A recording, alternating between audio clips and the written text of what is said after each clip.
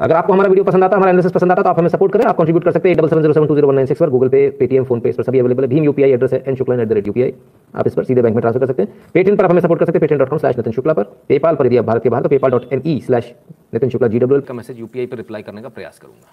Right, चलिए अब आते हैं उस खबर पर जिस खबर पर आप सबकी नजर है। मेन खबर देखिए, 51 मिनट हो गए ना, टाइम स्टैंप लगा लीजिएगा 51 मिनट का। तो वो मेन खबर क्या, चाइना वर्सेस इंडिया। तो अब आखिर चाइना वर्सेस इंडिया, इसकी क्या ज़रूरत पड़ी? इस खबर में क्या है? चाइना वर्सेस इंडिया की बात इसलिए आ खड़ी हुई क्योंकि, विभूराम जी धन्यवाद, क्योंकि इस पूरे मैटर में चाइना, पूरे साउथ एशिया में चाइना बहुत ज़्यादा इन्वॉल्व, बहुत एक्टिव हो गया और चाइना भारत को अब घेरना शुरू कर रहा है। कैसे? वो ऐसे, इस तस्वीर को देखिए, इस तस्वीर ने आज हंगामा मचा दिया विश्व की पॉलिटिक्स में। यह हंगामा, तुषार जी बहुत बहुत धन्यवाद। विश्व की पॉलिटिक्स में आज हंगामा मचा हुआ इस तस्वीर की वजह से। ये क्या तस्वीर है? तालिबान का डेलीगेशन है ये, जिसको लीड कर रहे हैं मुल्ला बरादर, बीजिंग में वांग यी से मिला ये। ठीक है, अब ये बीजिंग पहुंच गए साहब, पूरा तालिबान, और चाइना ने इनकी मदद करने का भरोसा दिया कि हम तुम्हारी मदद करेंगे। यानी तालिबान और चाइना अब एक हो गए। ठीक है, पाकिस्तान ने आज बयान दिया, पाकिस्तान के प्रधानमंत्री नवाज शरीफ ने, उन्होंने कहा है कि यूएस ने पूरे तालिबान अफगानिस्तान में सत्यानाश कर दिया, सब कुछ मैसअप कर दिया। यानी सीधे सीधे अमेरिका से नाराज़गी, क्यों? चाइना को खुश करने के लिए। चाइना ने तालिबान को सपोर्ट कर दिया, यानी चाइना पूरा, अब चाइना और पाकिस्तान मिलकर तालिबान पर राज करेंगे, और ये भारत के लिए बड़ा नुकसानदायक है। सबसे मज़े की बात ये कि जब ये तालिबान वहाँ जाकर खड़ा हुआ, आप ज़रा मज़े की बात देखिए, इसने कुछ नहीं पूछा कि आप अपने यहाँ दाढ़ी नहीं बढ़ाने देते हो। आप देखिए, बड़ी मज़े की बात देखिए, आप इस पूरे फोटो को देखिए, ये बड़ी बड़ी दाढ़ी के साथ खड़े हुए हैं। क्या आप जानते हैं चाइना में इस प्रकार की दाढ़ी रखना चाइना में बैन है। आप ऐसी दाढ़ी नहीं रख सकते चाइना में, आपकी दाढ़ी काट दी जाएगी, बिना मूंछों वाली दाढ़ी, इसको काट दिया जाएगा। ठीक है ना? ये ऊंचे पजामे नहीं पहन सकते आप चाइना में, आप रमज़ान में रोज़े नहीं रख सकते।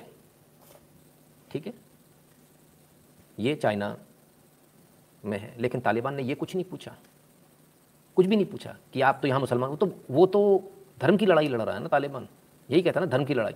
तो धर्म की लड़ाई क्या इनके लिए नहीं लड़ी जाएगी? जो चाइना के अंदर मुसलमान रह रहे हैं उनके लिए धर्म की लड़ाई नहीं होगी? बड़े कमाल की बात है। तालिबान ने कुछ नहीं कहा, ना सिर्फ इतनी सी बात, एक कदम और बढ़ के चाइना ने एकदम स्पष्ट बात कह दी है। और वो स्पष्ट बात ये कह दी है, हम आपको पूरा सपोर्ट करेंगे, बशर्ते आपके जो यहाँ पर जो संबंध हैं सेपरेटिस्ट से, यानी उनके यहाँ जो उइगर मुस्लिम्स हैं और जो सेपरेटिस्ट जो हैं उनसे जो संबंध है, आप उनसे अपने टाइज कट कर लीजिए। और तालिबान ने उनको ये वादा किया कि हम उनसे कोई संबंध नहीं रखेंगे, आप हमको अफगानिस्तान में सपोर्ट करो। अब अफगानिस्तान में सपोर्ट का क्या मतलब हुआ? अफगानिस्तान में सपोर्ट का मतलब ये कि वहाँ जो कुछ भी कंस्ट्रक्शन से लेके जितना काम होगा वो तालिबान अब चाइना से कराएगा, यानी चाइना वहाँ पहुँच जाएगा। ये तो बड़ी दिक्कत बात हो गई भाई, भारत के लिए बहुत दिक्कत वाली बात हो गई। क्यों दिक्कत वाली बात हो गई, ये हम आपको समझाएंगे। लेकिन भारत अब क्या कर रहा है? बहुत सारे लोग बोलेंगे मोदी क्या कर रहा है, योगी क्या कर रहा है, मोदी क्या कर रहा है, सरकार क्या कर रही है। वो तो चाइना की फ़ोटो तो हमने आपको दिखा दी, भारत की कोई फ़ोटो है क्या हमारे पास? चाइना की फ़ोटो तो ये रही चाइना की, चौड़े में मिल रहे हैं। भारत क्या कर रहा है? भारत सो रहा है। भारत कुछ कर रहा है कि नहीं कर रहा है? तो भाई भारत से भी कुछ फ़ोटो आई, आइए देखें। ये आज की तस्वीरें हैं। अच्छा, ये भी किसी से मिल रहे हैं। किससे मिल रहे हैं? कौन है? अरे वाह, क्या बात है, बड़ी अच्छी अच्छी स्टैचू आ रही है भाई, कोई देवी वेवी की स्टैचू दी जा रही है। हाँ, कौन है ये? पढ़ने में नहीं आ रहा, कुछ अजीब अजीब लिखा है, कुछ भाषा ही बड़ी अजीब व गरीब है। हाथ वाथ भी बड़े मिलाए जा रहे हैं साहब। भारत के रक्षा मंत्री हैं, किसके साथ में? आइए देखें। अच्छा, चलिए पर्दा हटाते हैं। Had an excellent meeting with Tajikistan minister of defence colonel general Sherali Mirzo in Dushanbe today. Dushanbe में आज भारत का रक्षा मंत्री भारत में नहीं है, कहाँ है? डुशबेन में। डुशबेन कहाँ है? तजाकिस्तान में। तजाकिस्तान के साथ हाथ मिलाने पहुंच गए। अगर तालिबान चाइना पहुंच गया तो भारत तजाकिस्तान पहुंच गया। ठीक है, और डिफेंस टाइज को लेकर दोनों के बीच में बात हुई। अब तजाकिस्तान क्या है? तो शाहजी कहते हैं, after seeing this pic I have to admit that a few Pakistani proved smarter than America. अभी देखते हैं सर कौन स्मार्ट है, अभी मालूम चलेगा। अमेरिका अफगानिस्तान की सरकार के साथ हाथ मिलाए हुए, भारत तजाकिस्तान के साथ, रशिया के साथ हाथ मिलाए हुए। अब इसको समझने के लिए आपको थोड़ी सी मेहनत करनी पड़ेगी मेरे साथ में, तो मैं आपको थोड़ी सी मेहनत करके दिखा देता हूँ। आप लोग इस पूरे एपिसोड को बहुत ध्यान, खासकर जो बच्चे हैं, पढ़ने वाले बच्चे, बहुत ध्यान से देखिएगा, और आप सब भी बहुत ध्यान से देखिएगा। नींद आ रही तो पानी से मुंह धोवाइए, क्योंकि आपके काम का एपिसोड है। आइए, ये रहा भारत, ये रहा पाकिस्तान, ये रहा अफगानिस्तान, और ये रहा तजाकिस्तान। यानी अफगानिस्तान के ठीक ऊपर तजाकिस्तान है। तजाकिस्तान की बाउंड्री चाइना से लगती है, तजाकिस्तान की बाउंड्री डिस्प्यूटेड है चाइना के साथ में, ऊपर वाली ठीक है, यहां तक इतना डिस्प्यूटेड है, इतना हिस्सा वो कहता हमारा यहां तक है, चाइना कहता हमारा यहां तक है, तो ये डिस्प्यूट इसका है। तजाकिस्तान के ऊपर एक है नाम कजाकिस्तान, रशिया इसके ऊपर बैठा हुआ है। रशिया ने अपने जो टैंक उतारे हैं वो यहां उतार दिए, कजाकिस्तान के बॉर्डर पर लाकर और उज्बेकिस्तान के बॉर्डर पर उतारकर, और ये दुश्मन है तजाकिस्तान का। समझ में आ रहा है? अब जरा समझिए चाइना क्या चाह रहा है। चाइना पाकिस्तान में ऑलरेडी है, चाइना ने यहां से घेर रखा है, ये चाहता कि मैं यहां और पहुंच जाऊं अफगानिस्तान। अफगानिस्तान यदि पहुंच जाएगा तो ये जो बेसिकली जो पीओके जो यहां से जो सीईपीसी जो निकाल रहा है ईरान जाने का, तो इसके लिए रास्ता और शॉर्ट हो जाएगा, सीधे निकल जाएगा, एक रोड यहां से भी बना लेगा। ये पूरा मैटर क्यों हो रहा है? ये पूरा मैटर इसलिए हो रहा है, और पाकिस्तान इसमें क्यों इन्वॉल्व हो रहा है, क्योंकि ये जो पोर्शन है अभी इतना पोर्शन ये पीओके है, ये पाकिस्तान के कब्जे का हिस्सा है, इसी से यहां से सीईपीसी बन रहा है। अगर कल पीओके भारत वापस ले लेता है, कब्जा कर लेता है पीओके पे, पीओके अपना वापस ले लेता है और अक्साई चीन वापस ले लेता है, तो सबसे पहली बात आप एक चीज देखिए, पाकिस्तान का कोई कनेक्ट नहीं बचेगा चाइना के साथ, कोई कनेक्ट नहीं बचेगा। ये जो आपको छोटी सी एक जो लकीर दिख रही है, ये जो आ रहा है ये गुलाबी रंग, ये अफगानिस्तान है। अफगानिस्तान का बॉर्डर थोड़ा सा टच होगा, थोड़ा सा, ठीक है ना। तो ये क्या चाह रहे हैं कि यदि भारत पीओके वापस ले ले तो हम अफगानिस्तान से दोस्ती कर ले, तो हमारी एंट्री सीधे यहां से हो जाएगी, बॉर्डर टू बॉर्डर लगा हुआ है अफगानिस्तान का, तो ये अफगानिस्तान के रास्ते इनका रास्ता सीधे क्लियर हो जाएगा, ठीक है। तो यहां से एक रोड निकाल लेंगे, ठीक है। तो पूरा झगड़ा जो है, और भारत को पीओके क्यों चाहिए? सीपीईसी की वजह से, ठीक है। चाइना पाकिस्तान इकोनॉमिक कॉरिडोर की ये जो आ रहा है ये पीओके से आ रहा है, इसलिए पीओके हमको लेना जरूरी। तो इसने अब अपना दूसरा रास्ता खोलना शुरू कर दिया है। तो भारत तजाकिस्तान पर जाके पहुंच गया, भारत ने तजाकिस्तान यानी अफगानिस्तान के सिर पर और पाकिस्तान के सिर पर पहुंच गया, ठीक है। ये भारत ने पैंतरा खेला, और इसका सबसे बड़ा एक और इफेक्ट क्या है? इसका इफेक्ट ये है कि ये रशिया सीधे ऊपर बैठा हुआ है। रशिया किसको सपोर्ट कर रहा है? अफगानिस्तान को सपोर्ट कर रहा है, तालिबान को नहीं कर रहा। तजाकिस्तान किसको सपोर्ट कर रहा है? अफगानिस्तान को कर रहा है, तालिबान को नहीं कर रहा है। भारत किसको कर रहा है? अफगानिस्तान को कर रहा है, तालिबान को नहीं। तालिबान कौन कर रहा है? पाकिस्तान कर रहा है और चाइना कर रहा है। तो ये पूरा हिसाब किताब आपके सामने, कजाकिस्तान, उज्बेकिस्तान और तुर्कमेनिस्तान, किर्गिस्तान, ये सभी लोग वो हैं जो अफगानिस्तान को सपोर्ट कर रहे हैं, यानी कि तालिबान को सपोर्ट नहीं कर रहे हैं। अब इसमें एक ट्विस्ट और है, इतना आसान नहीं जितना आपने समझा, है ना। जरा उससे पहले एक दो कमेंट ले लूं। बसंत कुमार जी कहते हैं, नितिन जी पाकिस्तान में एक हिंदू लड़की ने पड़ोसी मुस्लिम का राखी बांधी, उस लड़कों ने, हाँ सर हाँ देख लिया, वो तो आ गया, वो न्यूज़ आ गई है ना। Don't be mistaken, Pakistan doesn't want चीन इन अफगानिस्तान। देवव्रत जी, वो चाहे ना चाहे, फिलहाल तो चीन उनको हथियार दे रहा है धनाधन तालिबान को, और तालिबान उसी के दम पर अब लड़ पाएगा, क्योंकि तालिबान को एक चीज़ समझ में आ गई है, भारत और रशिया से वो लड़ नहीं पाएगा। अमेरिका लगातार एयर स्ट्राइक से सपोर्ट कर रहा है, भारत वैसे सपोर्ट कर रहा है, और भारत और एक सपोर्ट कर रहा है, जिसके कारण तालिबान की टैं बोली हुई है। वो क्या टैं बोली हुई है वो मैं आपको बताता हूँ। पहले ज़रा इस बॉर्डर को देखिए आप, ये है तजाकिस्तान और ये रहा बॉर्डर, यहाँ तक तो ये बॉर्डर आ रहा है। इसके बाद ये डिस्प्यूटेड बॉर्डर हो गया, इतना बॉर्डर डिस्प्यूटेड है। ये जो आप देख रहे हैं बाउंड्री, ये अफगानिस्तान की बाउंड्री, ये आया अफगानिस्तान, और ये रहा पाकिस्तान। पाकिस्तान यहाँ खत्म हो गया, पाकिस्तान ने अभी ये पीओके ले रखा, इसलिए ये चाइना से मिला हुआ, ये चाइना है, ठीक है। अब इसको थोड़ा और छोटा करके दिखाता हूँ आपको, ताकि आपको समझने में ईजी हो जाए, ठीक है साहब। ये रहा तजाकिस्तान, ये रहा चाइना। हम तजाकिस्तान, हम यहाँ से उड़े और तजाकिस्तान पे पहुँच गए, तो हमें यहाँ से सपोर्ट मिल रहा। तजाकिस्तान में ऐसा कौन सा तोप चला दिया आपने? ऐसी क्या बात है कि तजाकिस्तान के नाम से मैं इतना खुश हो रहा हूँ, आपको ऐसा बता रहा हूँ। ये कोई पहली बार नहीं हुआ। आपको जानकर हैरानी होगी, आपको जानकर हैरानी होगी कि जिस तजाकिस्तान की हम बात कर रहे हैं, इस तजाकिस्तान में भारत का एयरबेस है। भारत की एयरफोर्स ऑफिशियली तजाकिस्तान में अपना एयरबेस बनाकर बैठी है, यानी भारत यहाँ तो है ही है, यहाँ से तो मारेगा ही मारेगा। भारत की एयरफोर्स यहाँ भी बैठी हुई है, पूरा एयरबेस हमारे पास में है यहाँ। और ये जो अभी आप तस्वीर देख रहे थे, इससे पहले जो तस्वीर देख रहे थे, ये तस्वीर उसी कारण से है। हम तजाकिस्तान के जो एयरफोर्स है उसको पूरा लॉजिस्टिक भारतीय एयरफोर्स देती है। भारतीय एयरफोर्स का बेस है तजाकिस्तान में, और तजाकिस्तान से दोस्ती हमारी आज की नहीं, बहुत पुरानी है। अब ज़रा इस पूरे मैटर को समझें कि आखिर ये मैटर है क्या। तो आइए मैं आपको फारखोर एयरबेस पर लेकर चलता हूँ। फारखोर एयरबेस, आखिर फारखोर एयरबेस क्या है और क्यों हम फारखोर एयरबेस की बात कर रहे हैं। ये रहा तजाकिस्तान आपके लिए, और ये रहा फारखोर एयरबेस इस जगह पर, ठीक है। अब इस एयरबेस की कहानी क्या है, इस एयरबेस की कहानी भी समझ लीजिए। इस एयरबेस की कहानी ये है कि 80 के दशक में ये एयरबेस कंडम हो गया था, कबाड़ा हो गया था, टंडीला हो गया था, इसका कोई मतलब नहीं था, खत्म हो चुका था। इस एयरबेस में कुछ भी नहीं था। 96-97 में भारत पाकिस्तान से परेशान था, 80 के दशक में था। 70 मतलब सोचिए आप, आज़ाद हो गए 47 में, किसी का दिमाग नहीं चला। अटल बिहारी वाजपेयी जी की सरकार आई, अटल बिहारी वाजपेयी जी की सरकार 13 दिन रही, लेकिन research and analysis wing raw को बुलाया गया और रॉ से पूछा गया कि क्या करना चाहिए। तो रॉ ने बोला ये 80 के दशक का इसका ये एयरपोर्ट पूरा बर्बाद पड़ा है, हम इस एयरपोर्ट को ले सकते हैं, इसको एयरफोर्स की स्ट्रिप बना सकते हैं। तो मसौदा दिया गया, बातचीत शुरू की, नेगोशिएशन शुरू हुए, यार हम यहाँ पर एयरबेस बनाते हैं, आपके लिए बनाते हैं। गए किस लिए थे? गए इसलिए थे कि हम आपको ये एयरबेस आपका बनाकर दे देंगे, फ्री में दे देंगे, फ्री में ले लो। मैंने एक बार आपको कहा था ना, भारत भी इतना सीधा नहीं है, पाकिस्तान के पीछे बैठा तजाकिस्तान में जाके, याद आया वो वीडियो? तो भारत इतना सीधा नहीं है। तो बात ये हुई कि भाई फ्री में कर देंगे आपका, करवा लो हमारे से। तजाकिस्तान तैयार हो गया। बात क्या हुई थी? रिपेयर कर देंगे। फिर बोले खाली हवाई पट्टी रिपेयर करना थोड़ी होगा, एयर ट्रैफिक कंट्रोल भी लाना पड़ेगा, इक्विपमेंट भी लाने पड़ेंगे। ये धीरे धीरे धीरे धीरे सब कहानी चलती रही और धीरे धीरे क्या हुआ कि भारत वहाँ से खिसका ही नहीं, जम कर बैठ गया।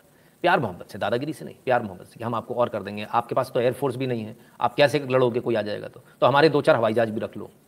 अब इन हवाई जहाज को आपको उड़ाना तो आता नहीं है, तो हमारे 2-4 पायलट भी रख लो। अब ये पायलट बैठ गए तो एटीसी से इनकी भाषा आपकी भाषा में दिक्कत आ जाएगी, तो हमारे एटीसी भी हमारे ही रख लो।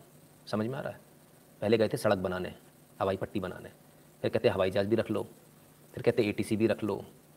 अब सारी चीज़ें हो गई, एटीसी भी हो गया, हवाई जहाज भी हो गए, सारा कुछ हो गया। तो बोले इनके खाने के लिए अब कौन कहाँ से करेगा, आपका खाना तो उनको समझ में नहीं आएगा। तो बोले एक काम करो, इनके खाने के लिए। बोले अब ये रहेंगे कहाँ? तो बोले बड़ा लंबा लंबा रहना पड़ता है, काम करो इनकी फैमिली को भी। तो धीरे धीरे करते यूनिट्स भी बन गए, हाउसिंग यूनिट्स भी बन गए, हॉस्पिटल भी बन गया, सब बन गया। भारत ने धीरे धीरे धीरे धीरे करके बड़े प्यार से इस सारे काम को किया। अब ये सारे काम हुआ कब?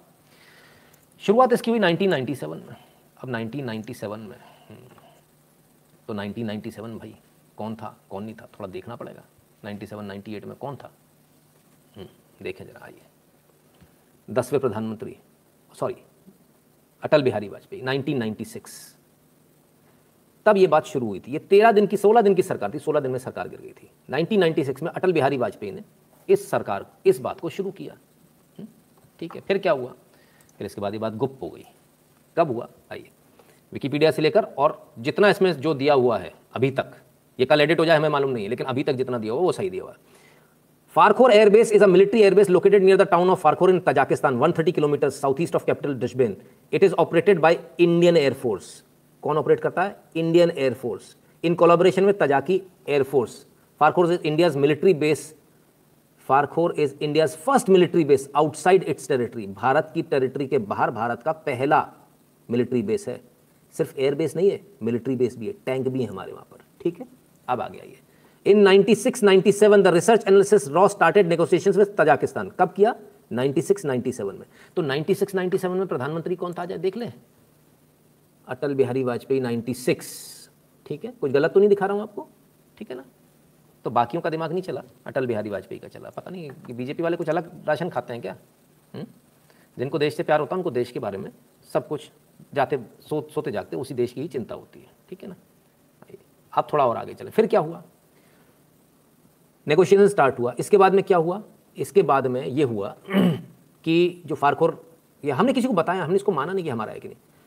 और 2002 में India acknowledge that was setting up an airbase in Farkhor. जब इसमें बड़ा हंगामा हुआ तब 2002 में हमने मान लिया, हाँ भाई अब ये, क्योंकि छुप तो सकती नहीं थी, है ना, तो हमने कहा भाई ठीक है, हम कर रहे हैं, हम मान रहे हैं, हम बना रहे हैं। और इसके बाद it was secured with the assistance from Russia. इसमें रशिया ने हमारी मदद करी थी।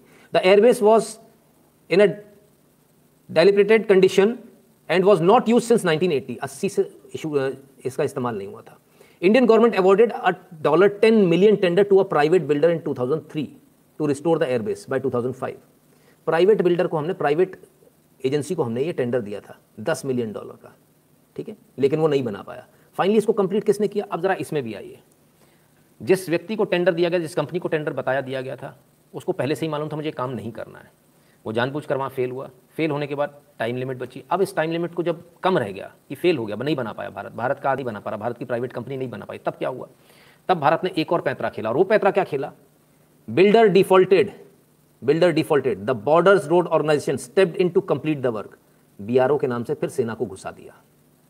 2006 में हम वहां पर, in 2006 India was considering deploying a squadron of 20 MiG-29 aircraft at the base। MiG-29 हम वहां पर डिप्लॉय करने की सोच रहे थे 2006 में। सरकार बदल गई, दूसरे की सरकार आ गई। लेकिन अब क्या क्या है वहां पर? बहुत कुछ है। क्या राफेल भी वहां जाएंगे? हो सकता है। और क्या क्या है, सुखोई है क्या, हो सकता है, क्या मालूम। बहुत सारे जो एयरबेस है, जिस एयरबेस को तैयार किया गया उस एयरबेस को बहुत ताकत के साथ तैयार किया गया। और 2002 में किसकी सरकार थी, तरफ देख लें, 2002 में 1999 से 2004 तक, यानी 2002 में प्रधानमंत्री कौन था, अटल बिहारी वाजपेयी थे, जिन्होंने ऑफिशियली माना था भाई हमारी, और टेंडर जो फ्लोट हुआ था कब हुआ था, 2002 में। तो 2002 में टेंडर फ्लोट करने वाले कौन थे, अटल बिहारी वाजपेयी। फिर अपनी कंपनी को फेल कराने वाले कौन थे, अटल बिहारी वाजपेयी। फिर बॉर्डर रोड ऑर्गेनाइजेशन को घुसाने वाले कौन थे, अटल बिहारी वाजपेयी। यानी बीजेपी की भगवा सरकार थी। ठीक है, आज ये एयरबेस हमारे बहुत काम आ रहा है, आज ये एयरबेस हमारे बहुत काम का है। रशिया ने जिस समय सोचा था उस समय सोचा था कि भाई लेना तो इन्हें हमसे ही है, हमारा ही देश है, लेकिन आज हम उससे बहुत आगे निकल गए। आज रशिया को भी लगता होगा कि हमसे कहीं गलती तो नहीं, लेकिन क्योंकि रशिया हमारा दोस्त है इसलिए गलती का सवाल नहीं उठता। और रशिया बहुत बड़ा देश है, हमारे पास में एक छोटा सा देश है। तो कुल मिलाकर हमने क्या किया, हमने जो इस जगह पर है, हम यहाँ पर बैठे हुए हैं इस समय, ठीक है, यहाँ एयरबेस बना लिया। तो चाइना हमको घेरने की कोशिश कर रहा है, इधर से इधर से इधर से, हम यहाँ पर पहुँच गए। यहाँ से हमारी सीधी एंट्री चाइना के अंदर होती है, यहाँ से तो होती है, यहाँ से भी सीधी होती है। ठीक है, इन केस ऑफ तिब्बत हमारे लिए बहुत स्ट्रैटेजिक पोजीशन है, हमारे लिए और भी कई मामलों में स्ट्रैटेजिक पोजीशन है। अफगानिस्तान के लिए हमारी बहुत स्ट्रैटेजिक पोजीशन है। हमने यहाँ कई सारे और बेस बनाए, भारत के कई सारे और बेस बने, कई हॉस्पिटल्स के नाम पर भारत ने कई चीज़ें बनाई हुई है।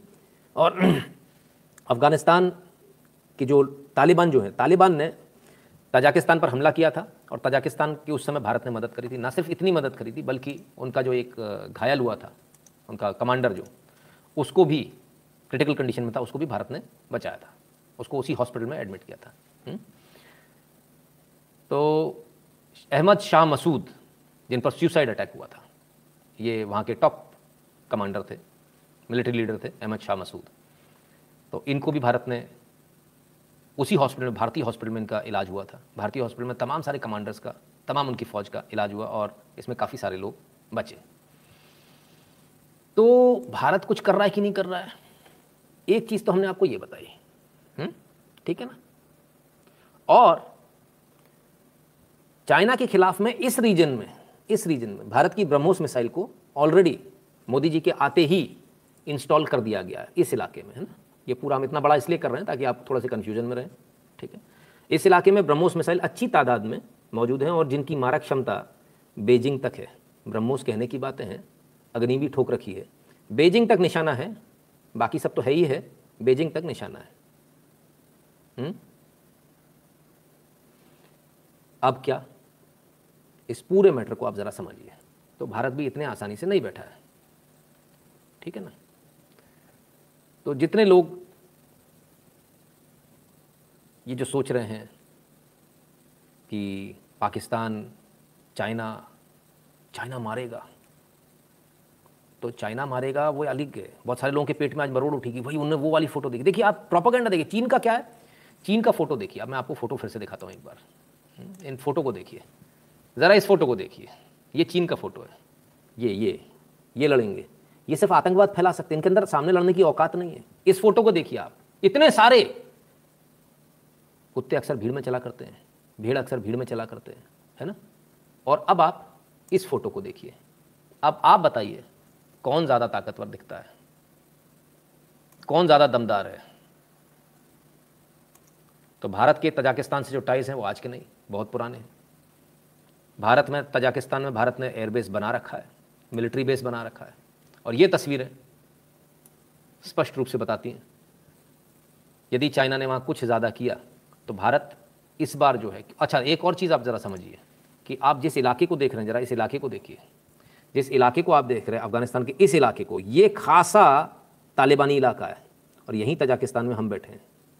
अगर आवश्यकता हुई तो रशिया और भारत दोनों एक साथ यहाँ से एंटर करके, और क्योंकि भारत यहाँ से भी जाएगा, इधर ईरान ठोकेगा इसको, रशिया इधर से ठोकेगा, क्योंकि भारत के ईरान से भी बड़े अच्छे संबंध है। तो ये कुल मिला के स्थिति इनके लिए अच्छी नहीं होगी। और यदि यहाँ से कुछ भी शुरू होता है, कुछ भी यहाँ से शुरू होता है, तो आप ये मान लीजिएगा इसके बाद पीओके तुरंत ले लिया जाएगा, क्योंकि यहाँ से एयरबेस से उड़ेंगे और खटाक से इस पूरे को, यहाँ से पूरी इनकी लाइन काट कर ये पीओके भारत के पास आ जाएगा। और सिर्फ पीओके नहीं आ जाएगा, उसके बाद जब यहाँ से घुसेंगे तो ये सिर्फ इधर नहीं घुसेंगे, इधर भी घुसेंगे, ठीक है।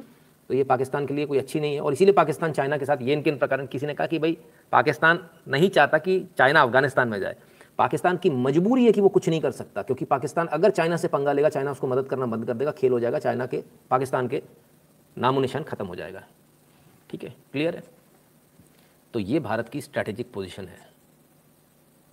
अभी भी आपको लगता है क्या कि हमको कोई फ़र्क पड़ने वाला है तालिबानियों से, चाइना से? चाइना जो युद्ध कराएगा गोरिल्ला वॉरफेयर कराएगा, ठीक है ना।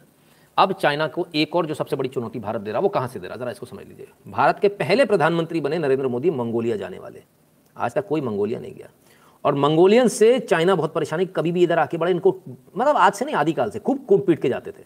खान जो सरनेम है ना, वो सरनेम यहीं से आया है, ठीक है ना। रशिया से इसकी बाउंड्री मंगोलियंस की डिस्प्यूटेड नहीं है, थोड़ी बहुत है। चाइना की जो बाउंड्री है रशिया से, ये डिस्प्यूटेड बाउंड्री है, अगेन इसमें भी डिस्प्यूट है, जगह जगह इसने डिस्प्यूट क्रिएट कर रखे हैं, ठीक है।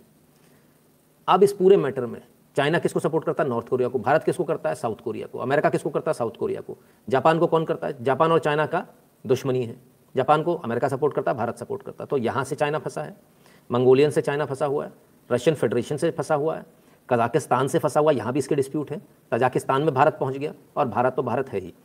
चाइना ये अपना एक और दूसरा म्यांमार से, वियतनाम से, तमाम सारी जगहों से, और फिलीपींस से सीधा सीधा झगड़ा है चाइना का। तो चाइना अपना प्रोपेगेंडा क्या चलाता है, हम देखो यहाँ कर रहे हैं। उसने आज भी इस फोटो को पूरे विश्व मीडिया में फैलाया, बहुत जमकर फैलाया।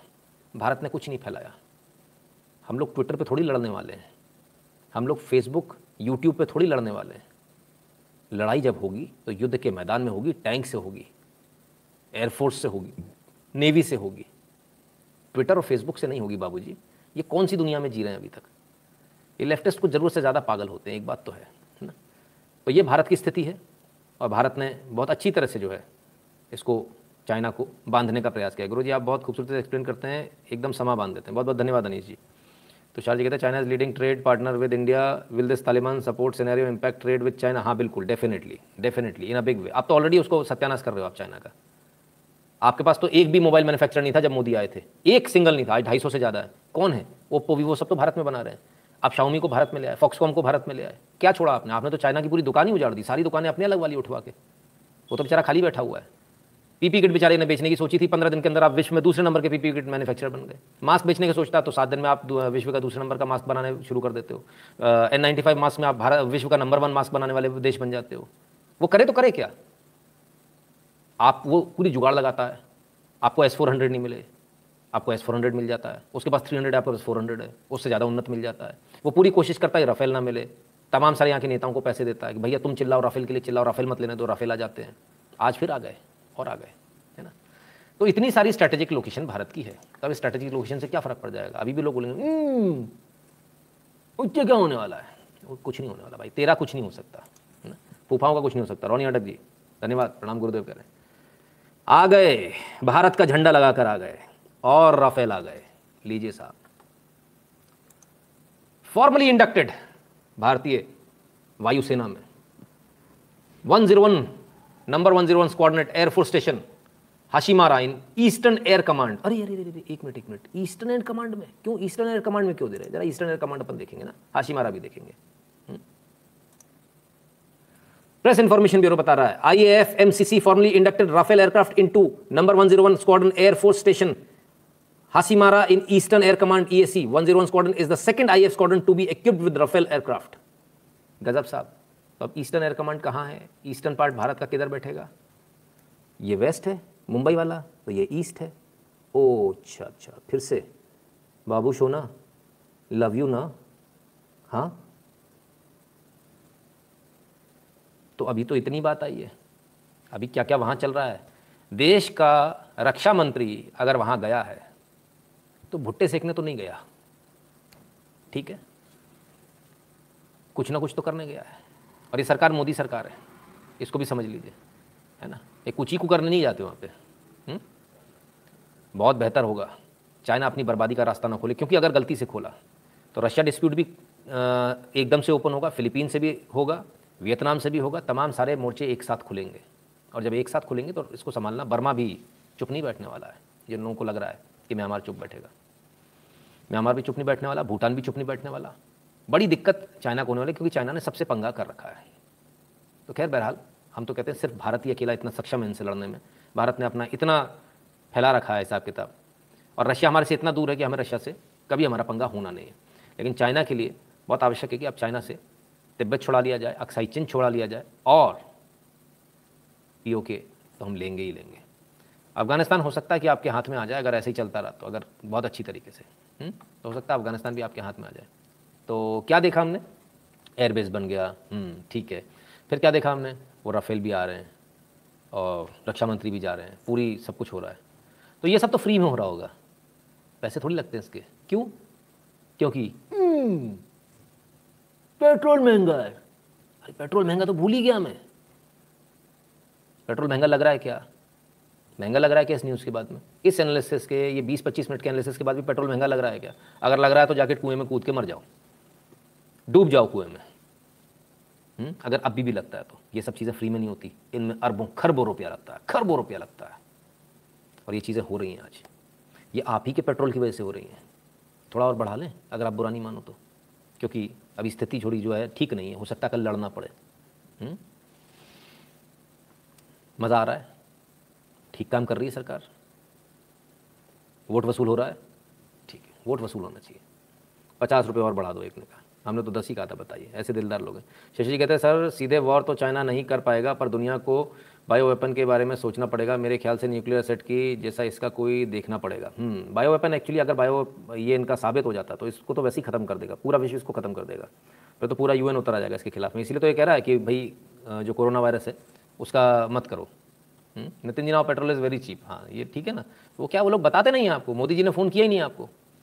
बहुत सारे लोग हैं उनको लगता है रोज सुबह मोदी जी को फ़ोन करना चाहिए, जैसे ही वो जाकर अपने कमोड की सीट पर बैठे मोदी जी का फ़ोन आ चाहिए। हाँ बोलो भाई, मोदी जी भाई साहब मैंने एयरबेस बना दिया है, मैंने देश के रक्षा मंत्री को भी भेज दिया है, तो इनको चैन पड़ेगा। हाँ मोदी रोज़ रिपोर्टिंग नहीं करते हैं तो मोदी जी का फॉल्ट है, हम उनको बोलेंगे कल कि आप सबको रिपोर्टिंग किया करो फ़ोन लगा कर।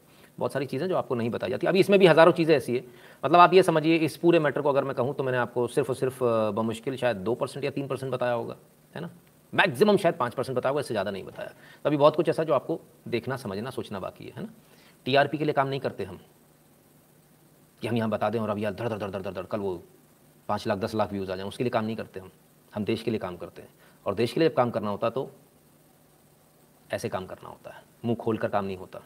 अमित त्रिपाठी जी कहते हैं heard that Khela Hobe set to be on 16 August again the same date which direct action day happened in Bengal 70 years ago, is it true? हाँ सुनने में तो यही आया अमित त्रिपाठी जी, मेरे को भी अभी तक यही सुनने में आ रहा है। भारतवर्ष कहते हैं सर वियतनाम चाइना को धो धो कर मारा है वॉर में। हाँ बिल्कुल जी बिल्कुल।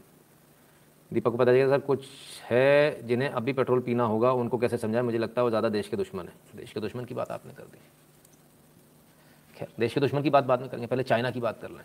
अब वो इतना बड़ा चाइना, पहले मैप दिखा दूँ, मैप दिखाना बहुत आवश्यक होता है।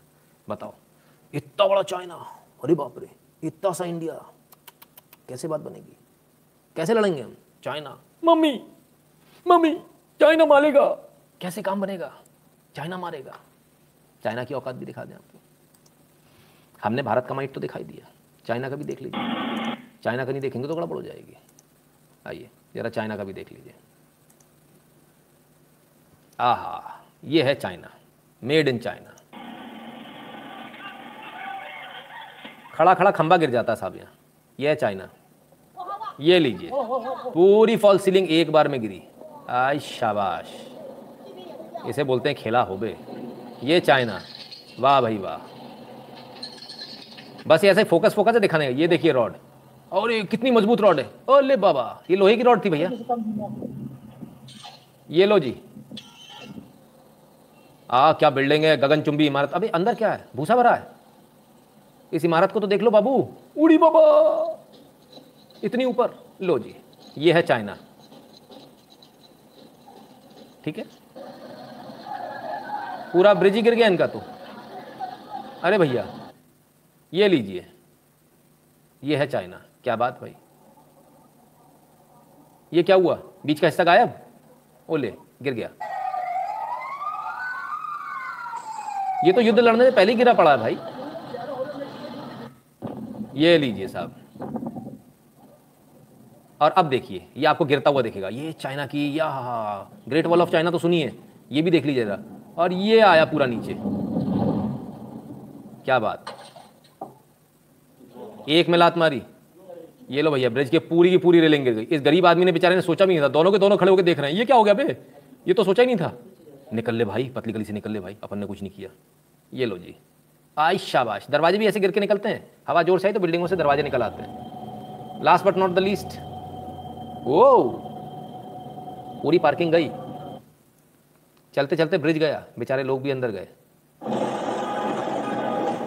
पार्किंग में से गाड़ी ऐसे की निकलती है, यहाँ पे गाड़ी निकलने का एक अलग ही तरीका है। पार्किंग आप लोग सब लोग बैक करके ऐसे निकलते, वहाँ सीधे धम से गिराते, गाड़ी निकल गई, बोले ले जाओ।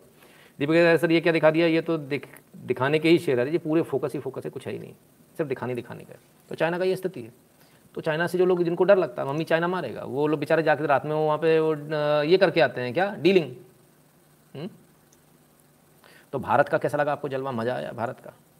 भारत का एयरफोर्स, भारत के राफेल आ रहे हैं, भारत का बेस बन रहा है मिलिट्री का, भारत के बाहर बना हुआ है, आनंद आया? तो क्या सोच रहे हो, मैंने क्या कहा था, जो लोग बच्चे जो पढ़ने वाले हैं वो ध्यान से देखें। तो क्या सोच रहे हो आप लोग, सोच क्या रहे हो जाओ सेना में भर्ती, हाँ हो जाओ। तो शायद कहते हैं today session is news analysis and meme compilation like icon on cake, icing on cake. धन्यवाद भैया। तो भर्ती हो जाओ, उसमें दिक्कत क्या है, क्या हो गया, नौकरी, अरे यार बोलो ना, ये रही। आइए, Indian army recruitment apply online for various post, check details here. भारतीय सेना में नौकरियां निकली हुई हैं भैया, भर दो फटाफट। सोच क्या रहे हो, कौन कौन सी निकली हैं, आइए जरा देख ले।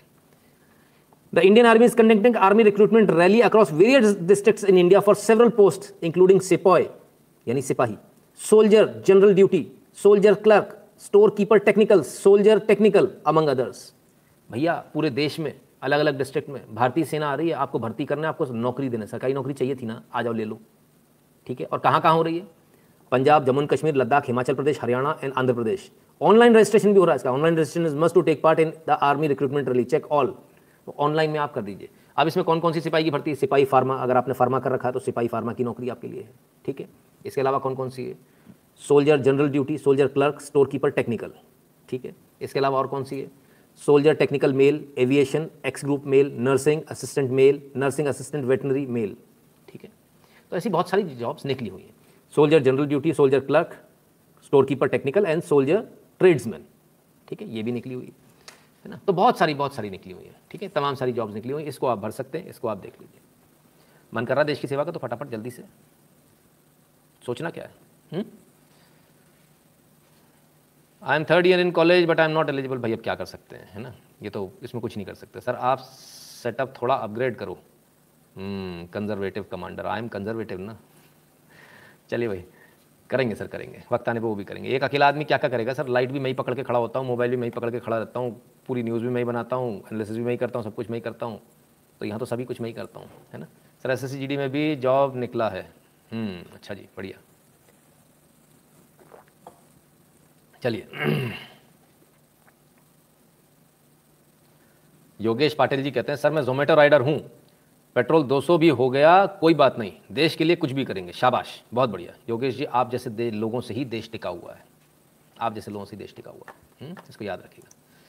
तो चलिए साहब, देश की बात हुई, इतने अच्छे अच्छे लोग बोल रहे हैं यहाँ पर, हम तो देश के लिए करने की बात है, तो देश की बात हो रही है। अगर आपको हमारा वीडियो पसंद आता, हमारा एनालिसिस पसंद आता, तो आप हमें सपोर्ट करें, आप कंट्रीब्यूट कर सकते हैं 7707201961 पर, गूगल पे, पेटीएम, फोन पे, इस पर सभी अवेलेबल है। भीम UPI एड्रेस है n.shukla@UPI, आप इस पर सीधे बैंक में ट्रांसफर कर सकते हैं। पेटीएम पर आप हमें सपोर्ट कर सकते हैं, patreon.com/नितिन शुक्ला पर। पेपाल पर यदि आप भारत के बाहर तो paypal.me/नितिन शुक्ला GWL